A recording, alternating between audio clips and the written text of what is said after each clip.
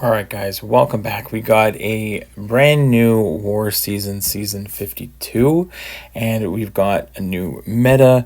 The fights like this one here is just like the Nick Fury here. I'm going to fast forward through this one pretty quick. It was a pretty easy fight with Domino.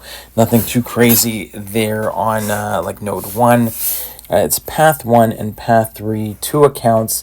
I try to get my path fights in, plus a bunch of minis for you. Depending on how the season goes, if it gets a little repetitive, we might switch to highlights or not at all near the end like last season. It just got a little repetitive and boring. But new fights like this, Absorbing Man is a global attacker at masochism and vigorous assault. With the new meta, you need to have a heal block on the opponent in order to mitigate the crazy power gain that they're going to get when they get to like 18 charges. Plus, there's going to be a regen the entire time. And Viv is a global attacker and has easy access to heal block with her medium ending combos. The only thing you have to be wary of is that if that heal block disappears while the opponent has that power gain, then you have to be careful because you might miss. When you have a heal block, you cannot miss. So we absolutely shredded that fight. We did our usual get to special 2, then unblockable special 1s. We didn't have to worry about the masochism because we were phasing instead of parrying. We didn't put on a single debuff, and that fight was absolutely wrecked. Here's a Maestro on node 19. We do this one with Magneto all the time. Again, I'm just going to fast forward through this, but really it's the global. You want the global attackers will put on, if you put on a bunch of debuffs, you will get a heal block. Again, when you have a heal block, it reduces their regen, like their power gain rate, and it'll put on a heal block for you, so you'll deal with the regen.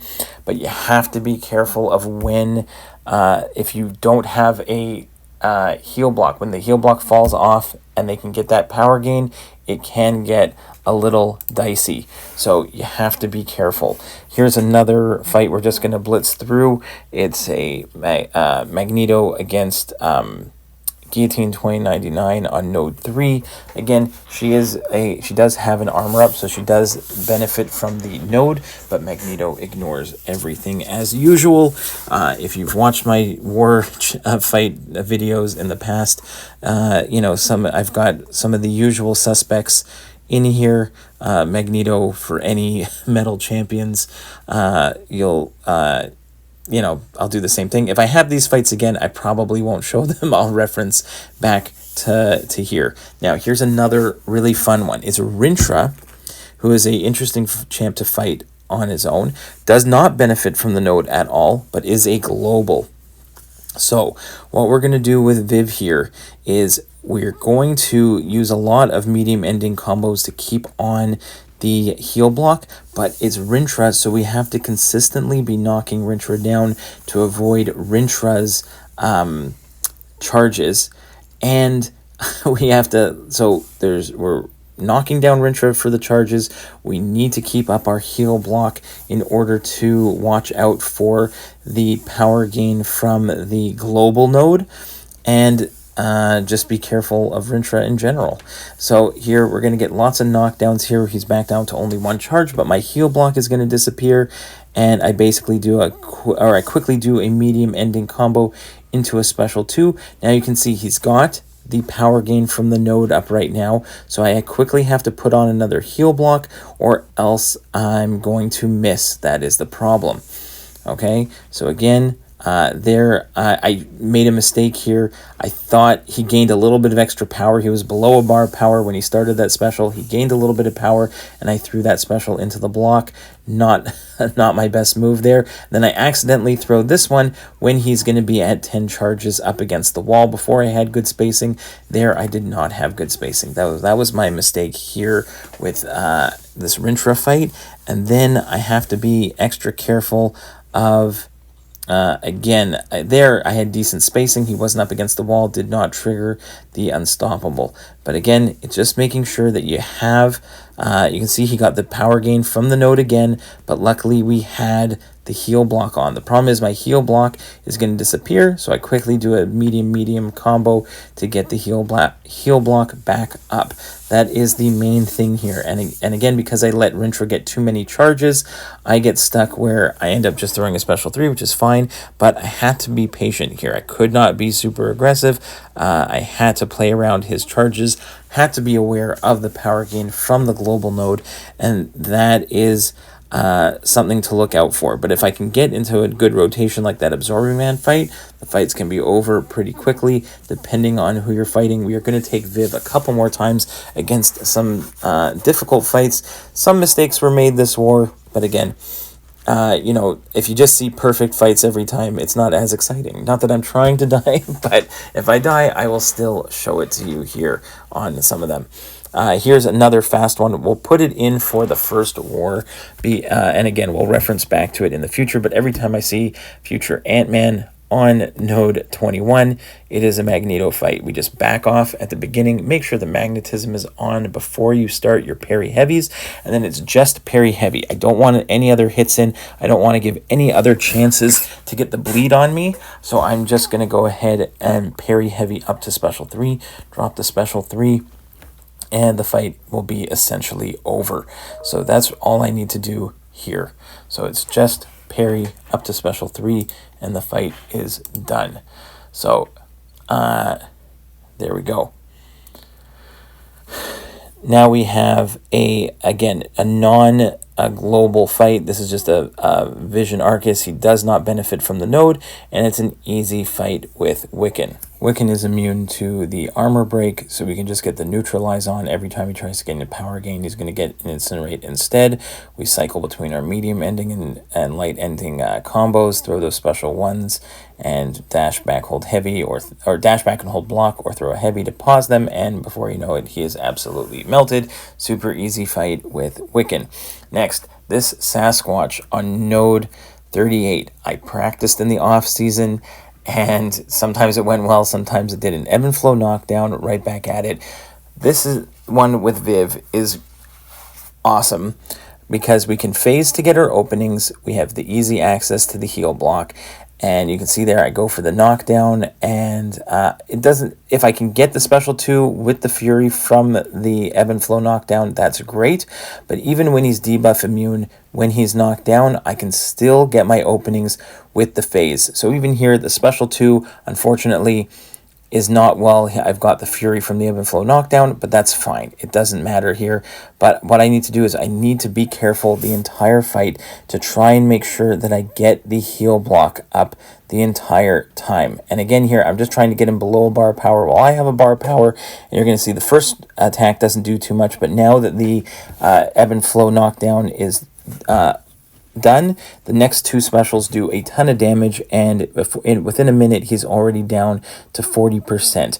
Now it does the combination of the global power gain when if my heal block falls off, along with his Wrath of Tanarak, is gonna make him throw a ton of specials in a row. But we're just trying to be careful here. Keep getting the heal block on. It's passive, so it doesn't matter it's after the knockdown. But here he's gonna throw a bunch of specials because he's gonna get to Wrath, and he's over a bar of power here. And I'm trying to get my heal block on. I've got 3 of them still.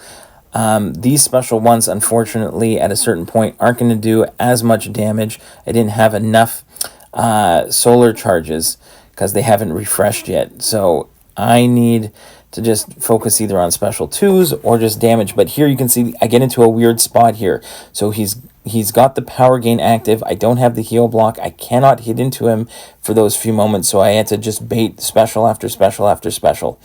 And now I go ahead and I'm able to get my heal block back on. Luckily, I didn't lose my cool in this one. I just continued to focus on the fight itself. And there we get a nice knockdown. We have the Fury. So I'm just going to go ahead and drop a special 3. I was definitely happy with this fight overall. I know in the off season there were a couple times where I made a few mistakes, but here we did really well, and we managed to get the solo on what I think is a relatively difficult fight. Next up, shouldn't have been as bad, was another global defender in Sauron on an ebb and flow, incinerate and poison and stun immune.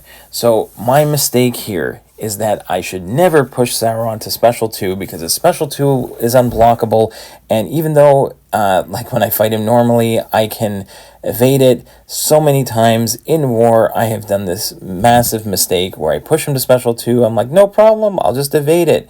Nope, I get clipped, and that is what's going to happen here. I get excited to try and get my special 2 on during the poison phase here, and I push him to special 2. Bad mistake on my part. I get the first evade, and then I can't dash back fast enough on the second, and that is it. I'm done. So that was frustrating, and there you go. Learn from my mistake. Don't do that. So here, the second time, I did go with a power start 1 because I wanted to get quick access to the special 2. So here, I'm just going to hit into the block. And this time, when he gets into the poison phase, or he throws that nice heavy, I'm going to go in, do my regular combo to get the heal block on so I don't have to worry about the global, let him throw the special 1. The special 1, I can evade, no problem. Now I'm going to go ahead and get the special 2 off. Just as the poison is ending, I get 1 incinerate on me, which is not too bad. I'm going to go ahead and avoid this. And then I can go ahead and wait this one out. I can hit into the block if I have to, or I'm just going to wait out the incinerate phase, get to my special 1, let him get below a bar of power, and nuke him with my unblockable special 1. That's how it should have gone the first time. Now here is another mini. We got Corg on node 40, Burden of Might, High Energy Diet, Domino, excellent champion for this one. Again, it's not a global fight here, so I'm just going to speed this one up. But, you know, Domino absolutely shreds Corg. Just be aware of always his rock shield. You want to make sure you want to get that one down. Try and bait special 2s. That's what I always like to do. Try and bait those special 2s if you can. Be careful that the parries, he might shrug it off, but Domino, again, less chance because she deals with, you know, some critical failures. So, very nice fight from Domino. Very happy with this one. Didn't take much damage and saved some health for another fight later on with Domino. Next, we have Domino herself on node 48. She is a global defender, and this one is on the Conflictor Prowess Puncture node. Again, Viv can bypass the Conflictor by using passive debuffs and not parrying. So here the only thing I need to be careful is her lucky. She is lucky right now, and she has a chance to evade. I get a perfect special 2 with all my nice solar bursts there. And here, I'm just making sure I finish my combos with a medium. You can see here right now, the power gain is active, and I don't have the heal block on. So I'm going to wait it out, because I know that if I attack in, even if I have an opening, there's a chance to miss. So and then I get clipped a little bit there, not the end of the world. I get my bearings, and I go back in. Go with like a double medium, get the heal block back on. Now I already gotten off the special 2. Now I can drop some big special 1s. That's a second special 1, and a third special 1, and Domino is reeling. She does have that power gain, but I have the heal block, so I quickly I have to get another heal block on. Perfect. And then I can throw another special 1. Not going to do a lot of damage because I don't have any solar charges there. And now I'm just going to go ahead, wait for her to throw that special 2.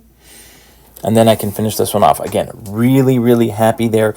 The main thing, again, notice when the power gain is active without a heal block, you're going to have a chance to miss. You have to be careful about that. Now we have the last fight for this war is going to be the Node 49 Killmonger.